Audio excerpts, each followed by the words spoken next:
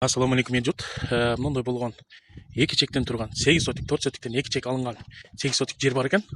Абиездің өйдөсі Ақбата айылы 5-ші көчө жана 6-ші көчө біріккен. Ошол жерде жакшынакай мындай бір временка бар. Ала тургандар болсо. Бул временканын бүт условиялары бар. Мындай душтары бар. Бар жогу. Мындай бір временкасы бар. Печкасы сонун жасалган. И мындай бір комнатасы бар. Алсаңыздар, сонун полдон. Бул үйдө мындай болгон прихожка. Мында тапчан коесуңарбы, очакка кыласыздарбы. И бул жерде дагы бир комната бар. Бунда дагы өтө сонун условиялар бар. Душ туалети ичинде. Бул жерде бир болгон улакчын үй экен. Анан бул жакта огород. Бул жактан барганда чоң малканасы бар.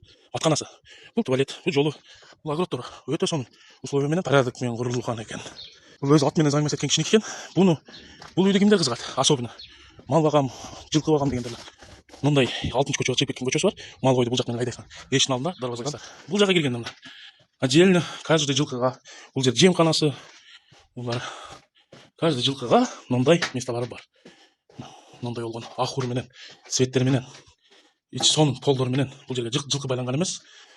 Кимде ким ала турган болсо, Акбата көчөсү 5-ші көчө, 6-ші көчө. Ошол 5-ші көчөгө киргенде сол жактан 3-үй